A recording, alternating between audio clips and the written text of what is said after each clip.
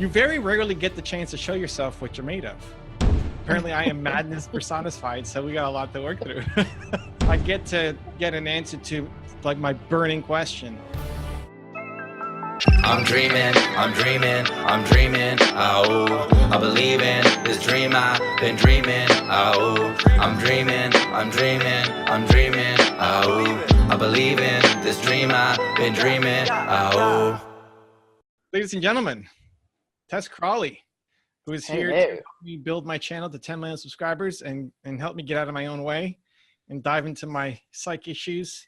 Apparently, I am madness personified, so we got a lot to work through. Madness personified. Yeah. There's a fair bit going on. Have you ever told one of your clients that they are madness personified?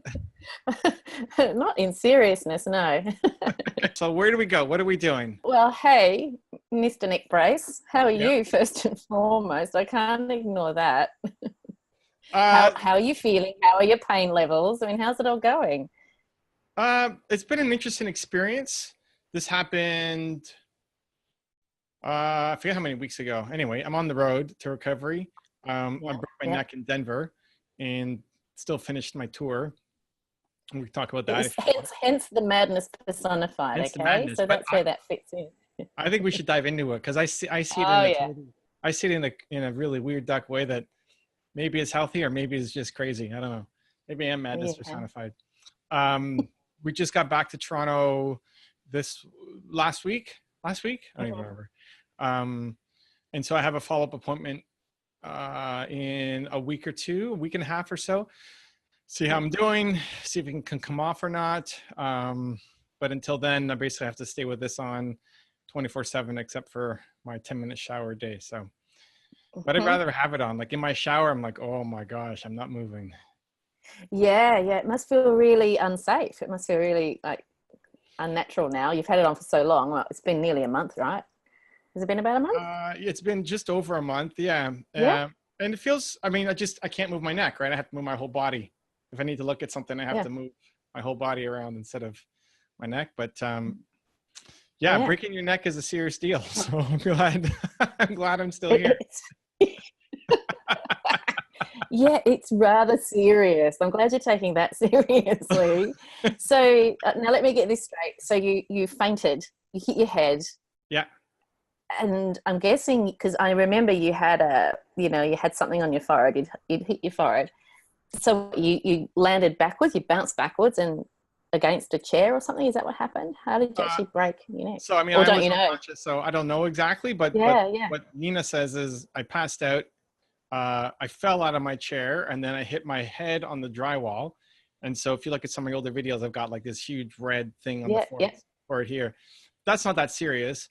But then I slid down and hit the baseboard. So I hit my head on the wall and then slid down and cut the back of my head open on the baseboard. And it was a serious cut. I had to have 3 staples in the back of my head. And then I had a concussion, which sucks. Concussions are the worst. And then I broke my neck and compressed my spine in the upper back. And then I don't know, I woke up on the floor, not quite sure where I was. My wife freaking out, crying, blood all over her hands. It took me a couple of minutes, not minutes, but a little bit to realize, oh yeah, this is where I thought I was just waking up in the morning or something. Just waking up in the morning. Just waking up with my wife screaming and hands covered in blood. Has she stabbed me? What's going on here? Yeah. So, I mean, I'm assuming, if it was me, I would have been in that moment absolutely terrified, realizing something really serious has happened and I actually don't know what's happened and I don't know how serious it is. So this is what I want to dive in with you, because you gave me assignment. You gave me assignment last time of like when I should be feeling something, but I'm not. Trying to catch those moments. So this is like, boom, I was trying to find something and then the moment came. Yes. So I'm on the floor, right? And they call the paramedics. So ambulance and fire people come and they don't move me, right? Like, cause there's blood, they don't know what's happening. Yeah. So like say, okay, wait for the paramedics to come. Paramedics come, they lift me up. It's like 7 people in the room and they sit me in this chair. And they help me get up. At that time, they don't know what's they didn't think to stabilize my neck or anything, right? Just kind of sitting up normally. Oh my gosh. So how do you feel? Like, I don't know. I feel okay. I don't know. Nothing wrong. I don't know. And then I said, oh, I'm starting to get a little bit dizzy, a little bit of a headache. And now I'm sitting up in the chair, and my left hand is starting to go numb. My left hand's starting to go numb. Oh. Guys, I can't feel my left hand right now. It's totally dead. I can't feel it. Oh, you know what? It's spreading up to my arm, my whole arm. Like I can't feel my left arm anymore, guys. Oh, you know what, guys? It's going to my right hand now. Like my right hand's going numb. I can't feel my right hand. Now it's going to my arm. I can't feel it in my arms. And I'm just explaining what's happening. They think I'm having a heart attack. So they're asking, do you have any history of heart attacks in your family? I'm like, no, not that I know of. And so here I am sitting with like a huge headache. I'm concussed, but I don't know it. And like both my arms are I can't feel it. I can't feel my hands. Yeah. I'm calmly just like walking through what's going on, right? And in my head, this is where like it's maybe not even healthy, but I'm like, I gotta ask Tessa about this. In my head, I'm thinking, I'm the greatest patient of all time. This is what I'm telling myself. Like most people would be freaking out. Like I can't feel my hand, both arms. Am I paralyzed? I can't feel anything, right? I'm just calmly explaining what's going on. And I'm telling myself, man, I'm doing so well right now. This is amazing. This is a story inside my own head. And yep. So I don't know. That may be unhealthy. I don't know. Or it's the most healthy thing of all time. I don't know. But well, I mean, from a psychological perspective, you were in survival mode at that stage, so you were a bit distanced, and that's actually pretty normal. But for you, it's very normal for the "I'm awesome" thing to sneak in right at that moment. It's literally the first thing. Like I feel like I should be freaking out more than this. Like I can't feel my hand. Like I can't move my fingers. It's totally numb. And then I'm proud of myself.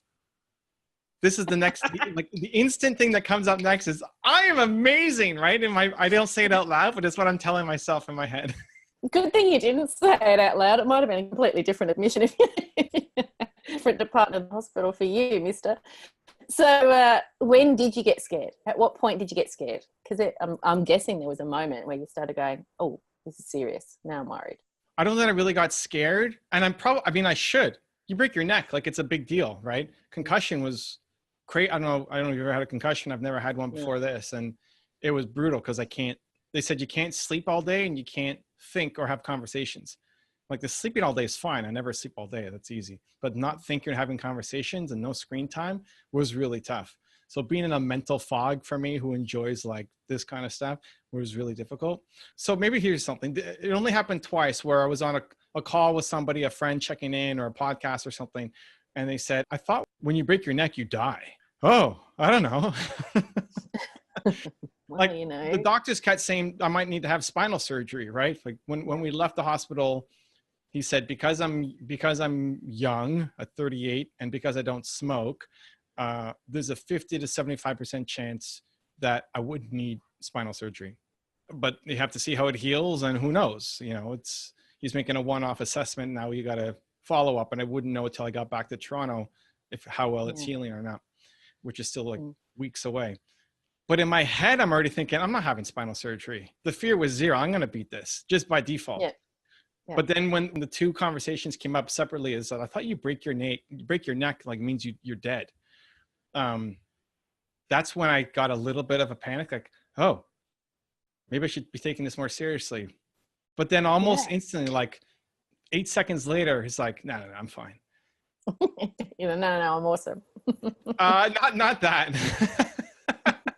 It was just more like, no, I'll be fine. But maybe it's an unwillingness to go there to the conversation last month. I don't want to deal with it. Maybe. Yeah. Yep.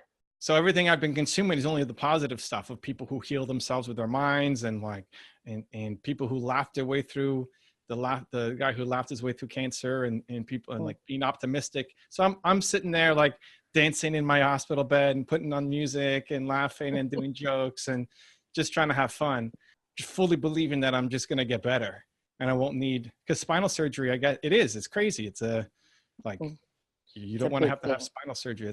That's a big deal. It's a big thing. I never felt it, almost never, like just those 2 times. But to myself, I never felt it. No, like, oh my gosh, what if I don't make it through? Yeah. Never. Yeah. What about Nina's reaction? How's she been? Oh my God, Nina was freaking out. I mean, she was freaking out when it happened. I mean, she saw me fall out of my chair and then like what happened to me, and the doctor's talking about heart attack and like not being sure what was going on. I didn't have a heart attack. I had a I don't remember what it's called, vagus nerve something.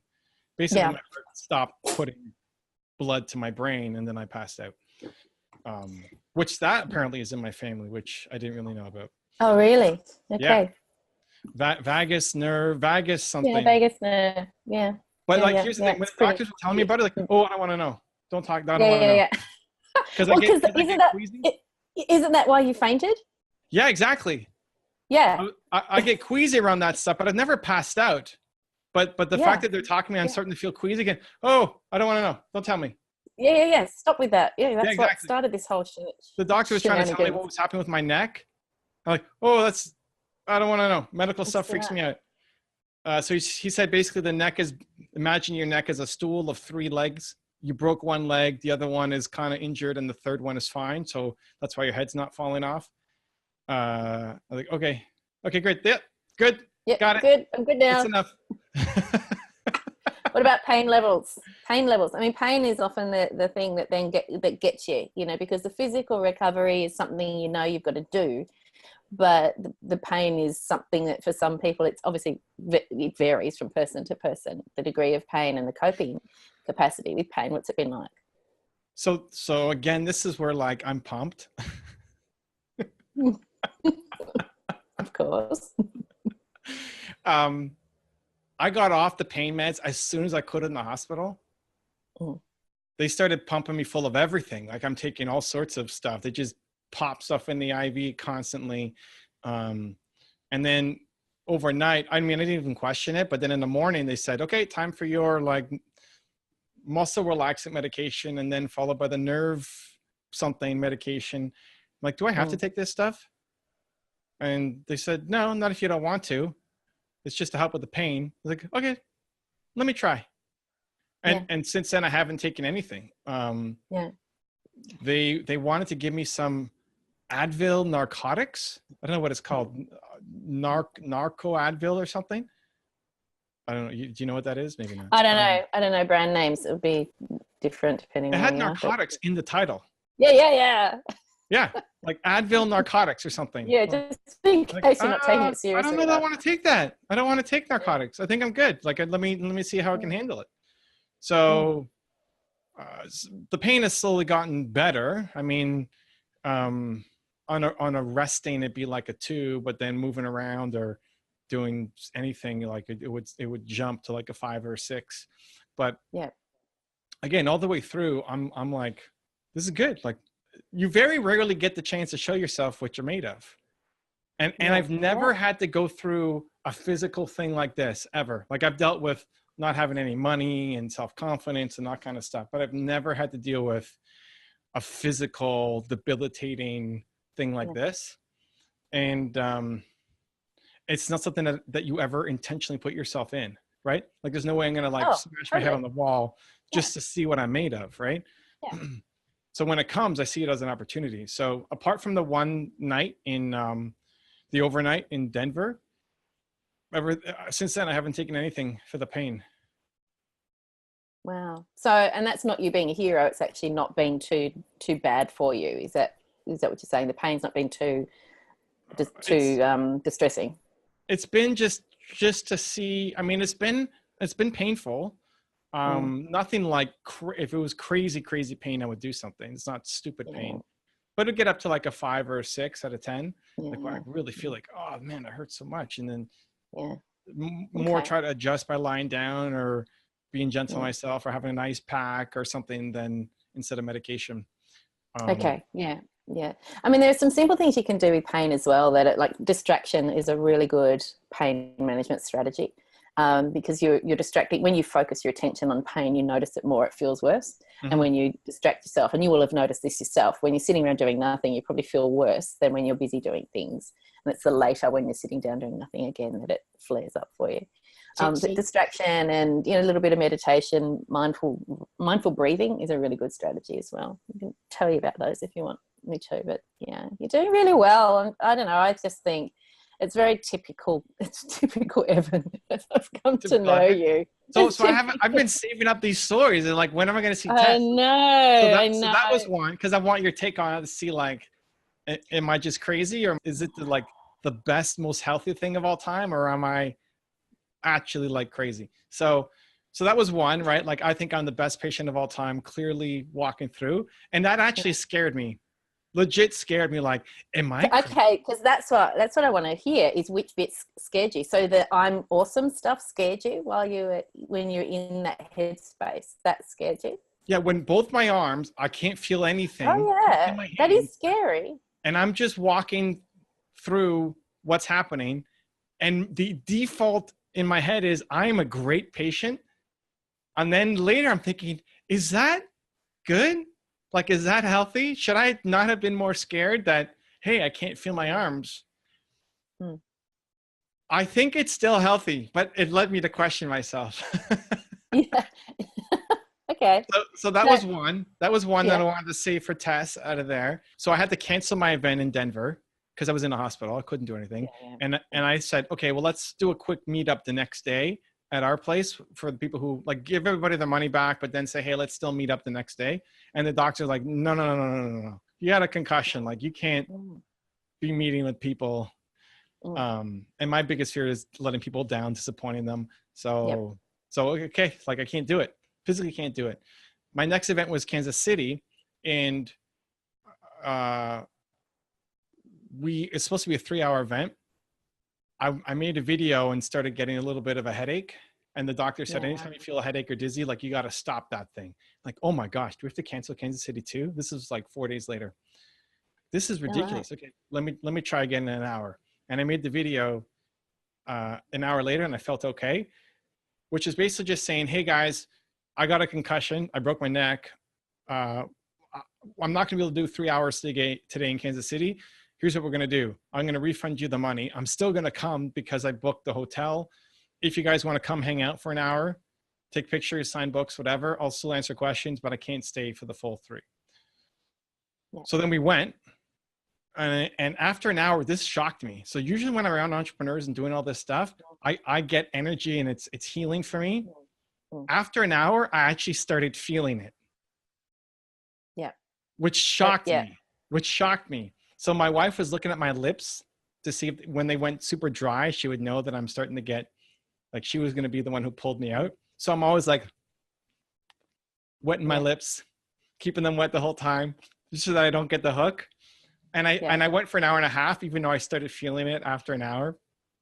Probably should have stopped a little sooner. But it shocked me that I was losing energy and I was slow to respond to stuff. I really did not expect that. Then I get pumped afterwards because it's like I was at my physical limit. That was it, right? Yeah.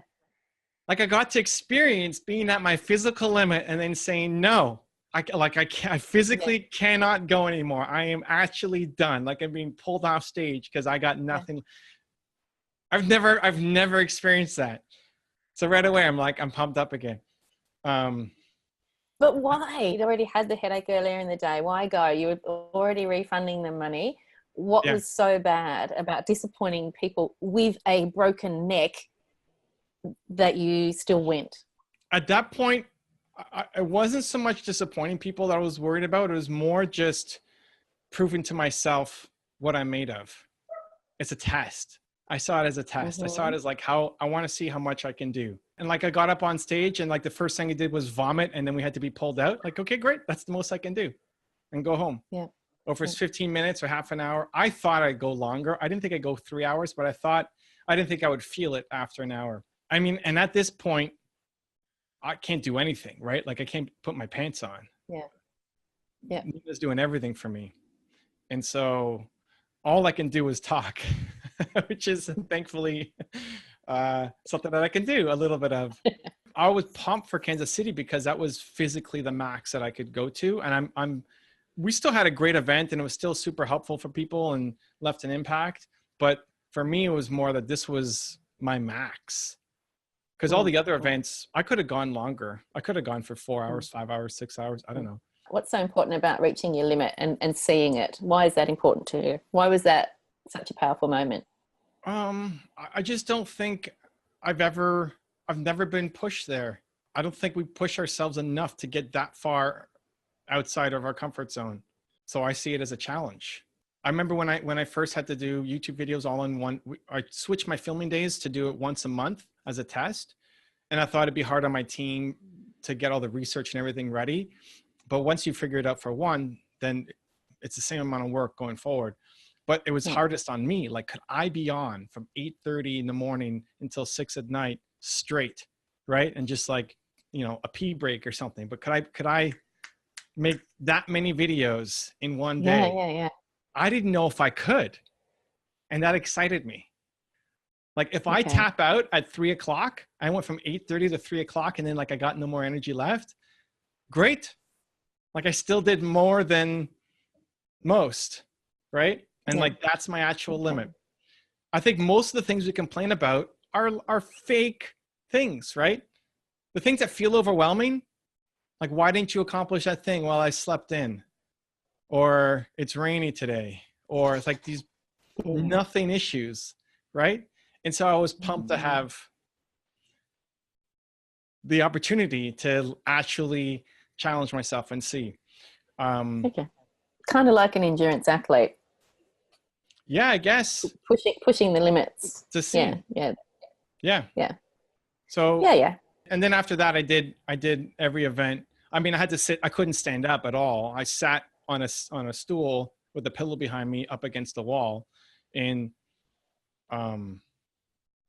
I wasn't even thinking about disappointing people at that point because I think people were just so inspired. Even though I didn't go to inspire people. I was doing it more for myself at that point. But we lasted the full 3 hours for every other event that I did afterwards.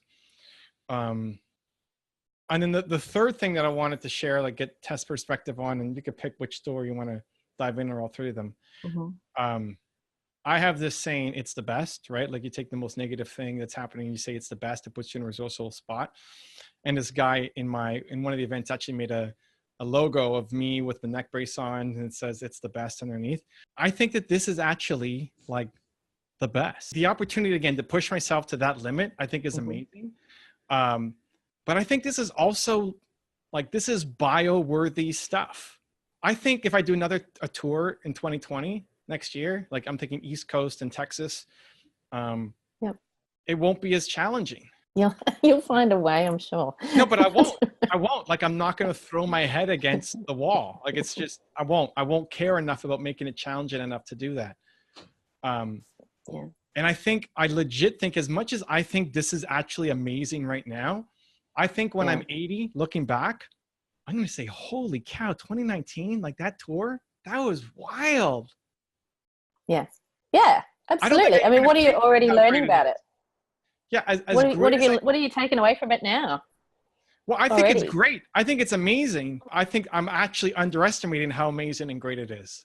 Like, can you actually realize how great something is when you're in it versus the perspective of time away from it to say, wow, that was crazy.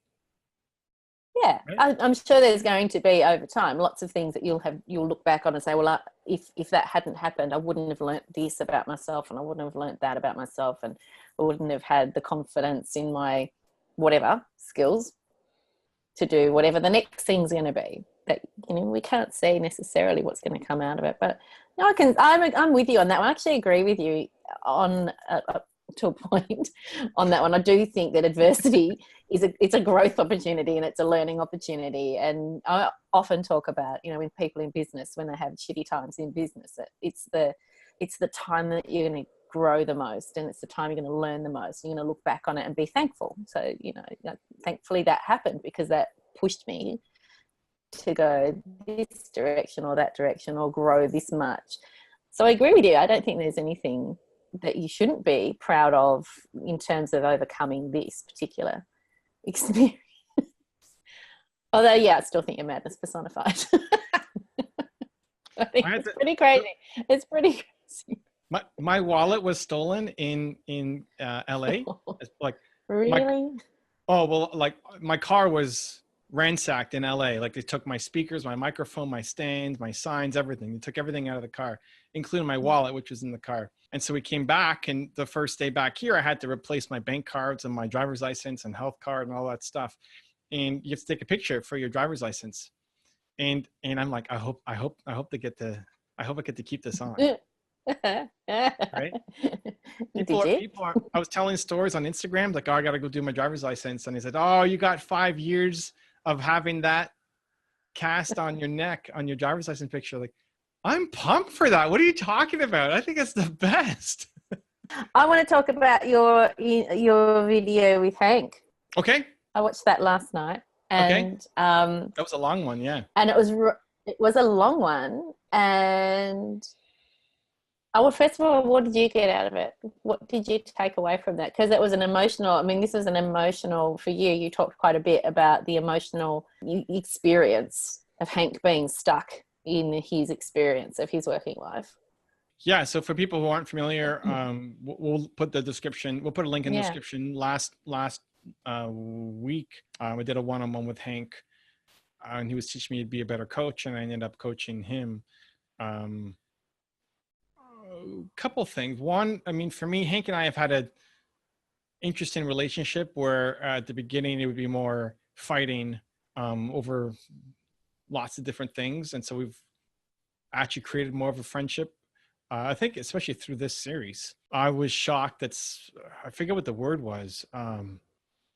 Joy. Yeah, joy. It's fresher for you because you've just seen it. It's like I just watched it. A couple weeks old for me. I said, well, what brings you joy in your life? And he's like, oh, nothing.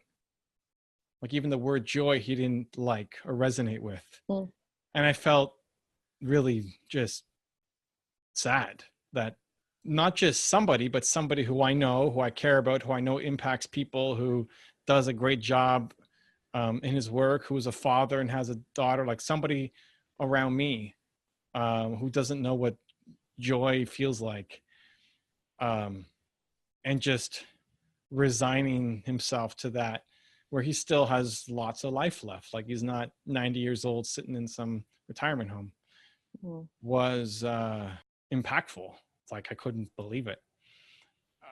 And the best part I think about that was just he was trying to teach me about understanding and not just coming in from a passionate perspective, which I tend to do the best, right? Passion, energy, I will carry you through.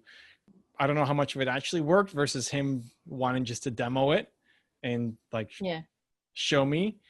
But yeah, the idea that somebody who I care about, who we know has an impact, feels like there's no joy in his life, to me is sad. I want to see that fixed. I don't want to let that stand. You want to fix that.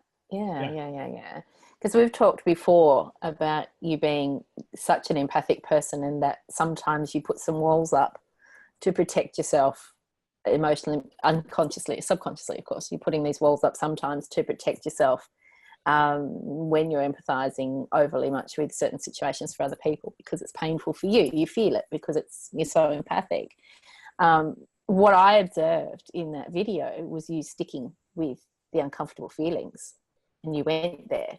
And that's what we were talking about last time, was you not going there with people. You know, we had this whole conversation last time about sanitizing emotional conversations and making them either fact-based or task-oriented, or shutting down the emotion. Okay. And how to overcome that and be a bit more human, I think, had been some of the criticisms that had been thrown your way.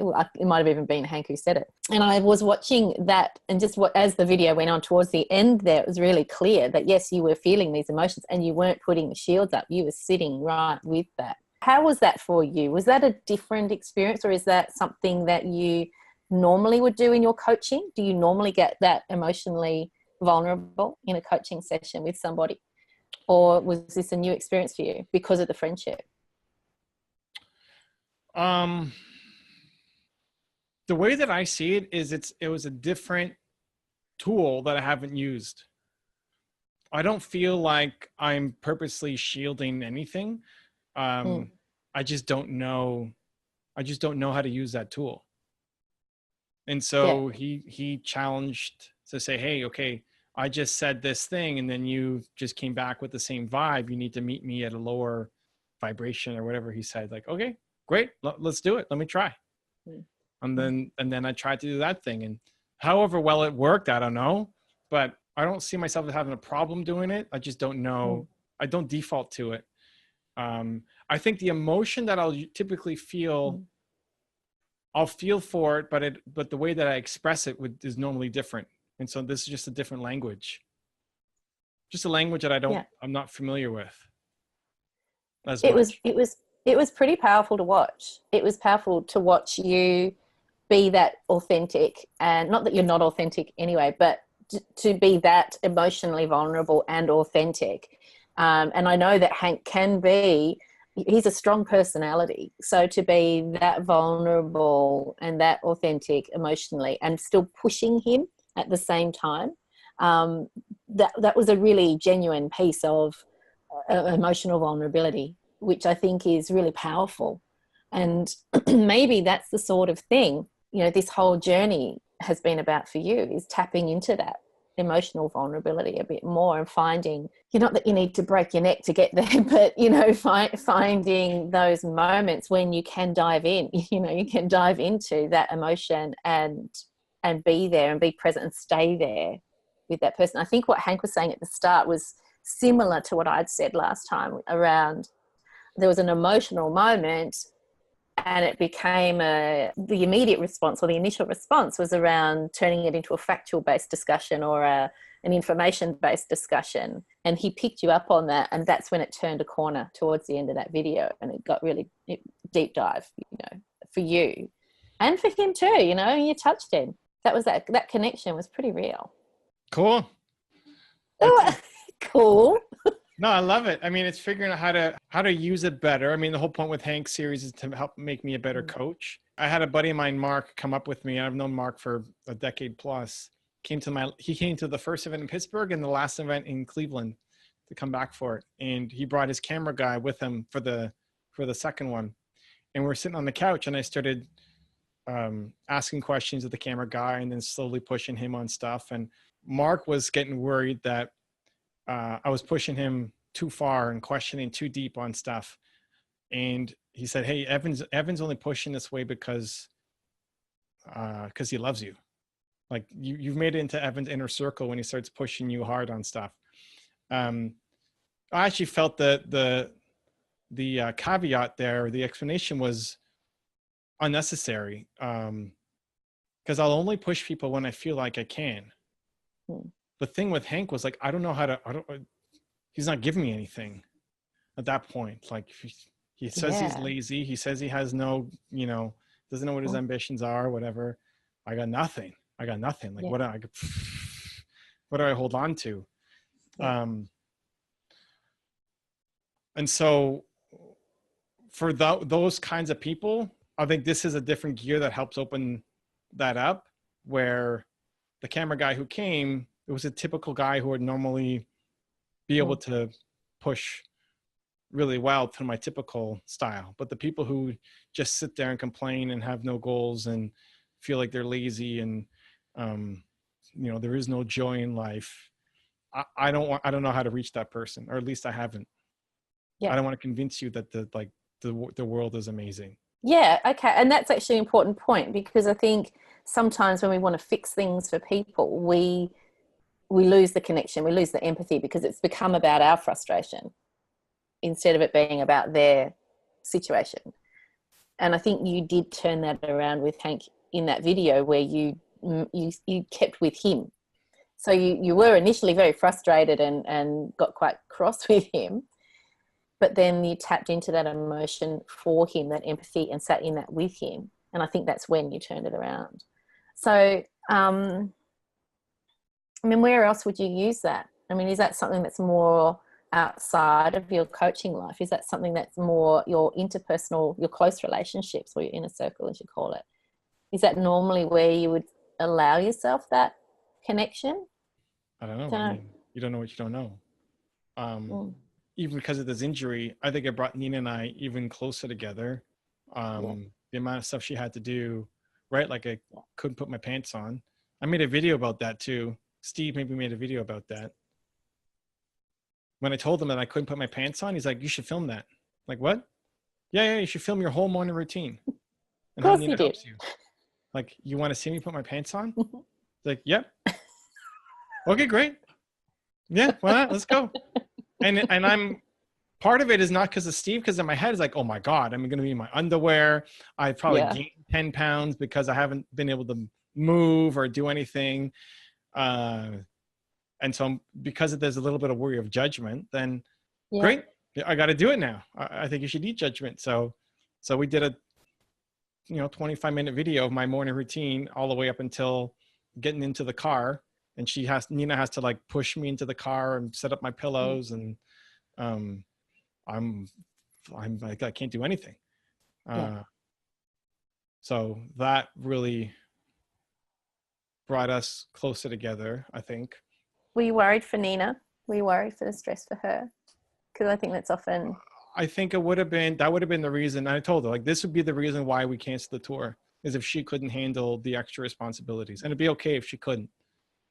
I even told her from the beginning, like, the thing that will kill this tour is if we're fighting too much, because it's 90 days of everyday like chaos with no break all the way through. If this is causing damage to our relationship, I'm going to go home. And I don't care if it's 28 days into the tour and we cancel on people and they don't understand. Like, that's going to be the reason why we stopped the tour. And then more so now that she's got to drive this giant suburban, I can't drive, right? I was doing all the driving. So she had to drive this giant suburban truck. She doesn't like driving at night. She had to take all of her responsibilities on top of basically everything that I was doing physically, right? I can only talk. That's it. How did that feel for you though? So it's a mix. Loved, right? Like my buddy Mark, who came to Cleveland, said, does Evan say thank you enough for all this? And she said, yeah. Like, oh, that's great. I didn't know how she was gonna respond to that question. Because Nick, you always feel like you don't do enough to say thank you or to show gratitude or kindness or whatever. So helping Nina feel, recognized. So I think I felt loved. I think Nina, to some extent, also enjoyed being able to help and bring us close together. Even now, like, I can't take this off. Like she helps me take this off. And anyway, I think though, I also used it a couple of nights ago, maybe it was last night, as a chance to push her on stuff. And that, like, no matter what, however difficult it was or painful it was, what did I have to go through? Like, I broke my neck, and I'm optimistic and positive, and like, you can use this as a growth opportunity. But not while we're in it, because while we're in it, she had to deal with a lot of stuff. I'm impressed at us.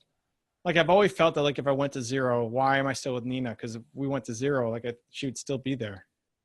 And this wasn't the financial zero, but this was a lot of physical zero, right? And You've got this lovely way of describing things that makes it sound like even though you're describing difficult things, it still sounds like you guys kind of skipped your way through it. But I can imagine it was intensely stressful and intensely emotional at times. You're already looking back and seeing the growth in your relationship, which is a great thing. But what will you look back on as being the most difficult part of it all? For the whole thing, or just our relationship, or what? Oh, I think in your relationship, because we're talking about connection and we're talking about empathy.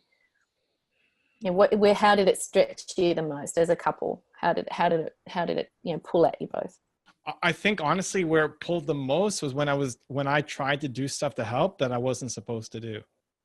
Like, I'm not allowed to do anything. I'm not allowed to lift anything over 10 pounds. At the beginning, I couldn't even put my arms up like this, let alone like reach for something on the shelf. I don't like being looked after. Like I appreciate and love it, but I like being able to do my own stuff. Like I want to be able to put my own pants on. You know, I think that's kind of important. Yeah. So even that first night, like the first night that I was allowed to go home, I woke up in the middle of the night and had restless legs. Like my legs were cramping up like crazy, and I had to get up, and I couldn't sit up. From lying down to sitting up, I was dizzy. I'm like, oh my God, am I going to pass out? I can't see anything. It's totally dark. When some, Airbnb, I don't know. And I need to get up and walk because my legs are restless. I had to wake Nina up. I'm like, Nina, like I need your help. I need to get up. And so she woke up at like 4 a.m. or 3 a.m, whatever, and helped me walk and stayed up with me for 30 minutes as I walked around to try to stretch out my legs. I think the biggest frustration was probably me trying to do more than I should and me not being able to do it. And then her getting upset at me for trying to put on clothes. But we didn't fight. Like there were no major fights throughout the whole thing. I think it was more just understanding. I think that's so when she would get frustrated, they're like, oh, I tried to put a shirt on by myself. So how did she feel about you pushing ahead with the tour, especially in those early days? Yeah, she doesn't like it. And I would feel the same way, right? Like if it was swapped, like, don't be stupid. Don't do that. What are you doing? You know, you're not supposed to do that. Right. But I would, I just want to do it. Right. Especially knowing that I can't. So like getting into the car and then putting on the seatbelt by myself was a big deal. Right. I'm not supposed to put the seatbelt on myself because it would hurt because I can't pull. I had no pressure, especially with the arm up. I couldn't do anything. Now I can, but like zero pressure. I can't close the door, zero pressure, no strength on my arm it'll pull on my muscles here. And so I would try and then it would hurt. Right. And then she'd get upset that I tried, but I pushed the envelope, but it never led to like a crazy fight of what are you doing? This is stupid. Be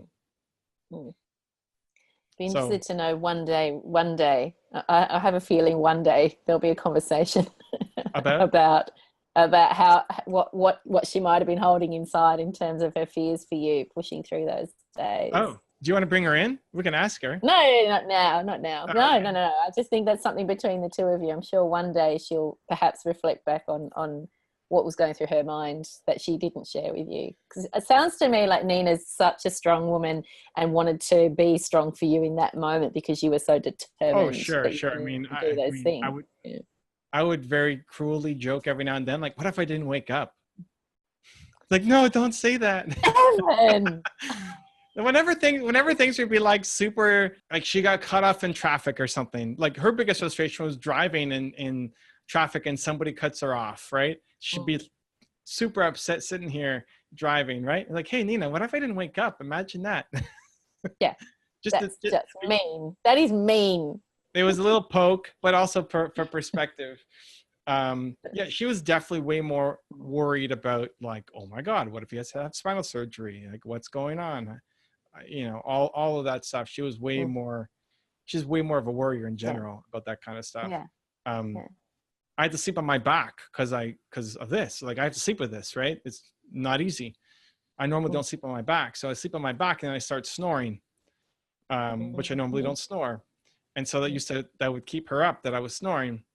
And then the first night that I was able to go on my side, she stayed up all night because I wasn't snoring. Like he's not breathing. She's much more of a worrier that way. I think that's pretty normal for couples going through a physical crisis like this, because you're in it and you can feel all the different physical sensations that you can feel, and you can feel where your limit is. You can feel when you're comfortable, when you're not comfortable. You can feel also that rising motivation and strength when you want to push through something. But for the partner who's not in your body and can't feel all those intangibles, it's a real exercise in tolerance and patience and holding yourself together so that you're being more, you're being for the other person instead of for your own feelings of fear and concern. So I can imagine that being, quite a scary time for her, and not deserving of mean jokes, Mr. Carmichael. It was deserving. Perspective, giving parenting perspective. Just getting back to the Hank video for a minute. Okay. I'm wondering, it's not really homework. I'm not giving you homework today. Okay. But I'm wondering if there's benefit for you to go back and watch that video again, especially Okay. the last third of it. But I'm wondering if there's benefit for you watching that video again and just observing how it shifts and that emotional connection goes deeper and you stay with it. And I would like you to try and watch it and observe how that happens. Try and observe how that happens, recognizing when else you do that, when else you go deep in that connection, and how you can bring that forward in your videos and how you can bring that forward in your coaching videos in particular. That's emotionally exhausting. You can't do it for everyone, but you know, just that idea of that deeper connection and what you can use that for, how you can incorporate that. I mean, I know the moment specifically in that video, he basically said, you've been hitting me at this point for 10 minutes and it's not connecting. Yeah. And then he said, do it like this. And then that's when we started trying. Yeah, you were calling bullshit on him. You were just hammering him, which I thought was, good entertainment. But then it definitely, that's right. And you then go down. You then go down to his level of, not his level of emotion, because he wasn't feeling that, but that level of, you matched him. I can't quite describe it, but you got down with him. It's like when you think about little kids and you get down on the floor, with the child, the whole interaction changes when you're on the floor with the child. And this is like emotionally, this is what went on in that video, and observing that and seeing where else you can bring that out. Because you said yourself that this was new for you. Yeah, I was pushing him, but I wasn't grabbing on to anything. He gave me nothing at least typically nothing that I would see as things to pull onto. Yeah. I would say, I mean, obviously I haven't spoken to Hank about it, but I would say that Hank's fairly used to people arguing with him, and perhaps getting at that deeper emotional empathy level is not necessarily, seeing through his bluff and bluster, like seeing through that big cloud of loudness into that real emotion that is coming from his childhood is not necessarily a common experience for him. And he went there with you. I mean, that's the power of what you were able to do. You took him with you to that sad place. That's a good idea to watch it back. Thank you. I've been replaying watch it back. But to see it, people have been responding and emailing me and all this stuff. And I mean, the next day I emailed Hank like, hey man, been thinking about you. How you doing? Yeah. And he said he found a moment of joy in preparing for his presentation or something. Like, okay, great. I had pictures of him roller skating with his daughter or something, not preparing a presentation, but, you need to reset his homework or give him better parameters. I don't, but that's like that. The frustration is I don't know what to give him. I don't know what to do. I don't know what to do for someone like that. He's talking about his daughter and he's still saying like, there's no joy. Like, I don't know how to, I got zero. He said, give me one piece of homework. Okay, great. Do this. Find one moment. Like, okay, great. I just made that up, I don't know. Try this. Usually when I have to do it is I will definitely default on like the push. And then people will say, well, I'm trying so hard. And then I'll have to back down. And then people think I'm being critical of them sometimes. And so I'll have to switch it up and say, what are you talking about? Like, I think you're the greatest X of all time. Yeah. And then they're confused. They think I'm pounding on them. They get defensive. And then I say, I think they're the greatest of all time. And then injecting the belief. And then we go down this path. So I almost expect defensiveness at some point. But I've been through that road a lot. This was, I don't know how to practice it. The thing that comes to mind is when I'm not reaching them, when I feel like I'm not making a connection. Just those people typically I don't talk to. Like they don't ask me questions. Like Hank did not come to me and say, how do I have more joy? Yeah. I forced the issue. I forget why. Yeah. We weren't even talking to. It wasn't supposed to be a coaching call for Hank. It was something led to something else. Yeah. In fact, you'd almost finished the video. You'd almost finished. I think you were wrapping up, and then it turned. Something you said something sort of opened up again. Triggered. Yeah. Yeah. I wonder too how much of it is a semantic thing, you know, when we pin everything on a single word, because I wonder when did he last feel free? And I don't know if he's ever felt that freedom, that sense of childlike freedom of, you know, like tearing down the road on your bike as fast as you can. And it might be joyful for someone else, but it might just be wildly free for him. And he alluded to that, you know, the childhood he had, and just being by himself was the closest he got as a kid, I think, to freedom and joyfulness. Not joyfulness because it was a sad childhood or a tough childhood. But I wonder about that, you know, when does he let himself go? When does he feel free? And is that, you know, approximating joyfulness? You know, can we get closer to joyfulness by exploring some of those other words that we can associate with what does joyfulness also feel like? Does it feel like being free? Does it feel like being really relaxed? Does it feel like being crazy? What does it feel like? Or what do you think it feels like? Well, when have you felt like that? I'm wondering about that with him a little bit too. He didn't like the word. It was really clear that he didn't like the word. Right? Yeah. Didn't like the word at all. So maybe another word. Yeah. You can dig away a little bit. Are you talking to him again? Doing another video with him? Yeah, well, we do once a month. I don't know. I mean, I don't know where this whole thing is going to. I'm supposed to give him an example of a coaching call, and he breaks it apart and tells me how to improve it.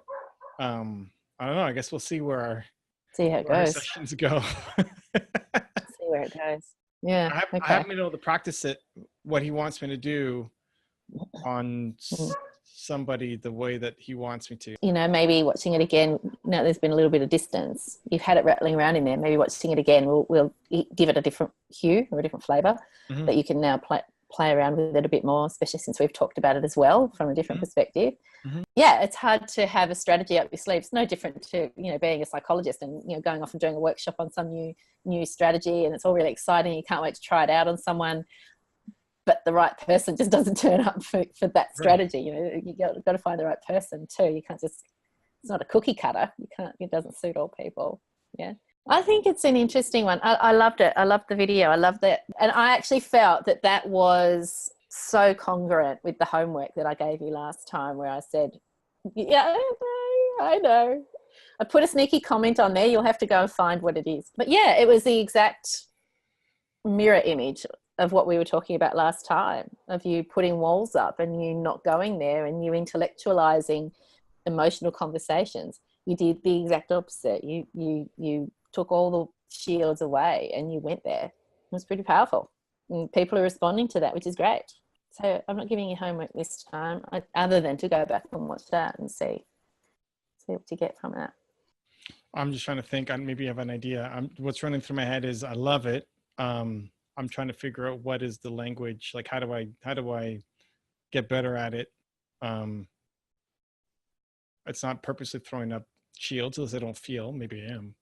It feels to me like I just don't speak that language. So how do I better understand that language, speak it, watch it, whether it's like watching Oprah more or No, I think it's watching you more. I think it's watching you when you hit that mark. And I think you recognize it, and I think you'll recognize it more now.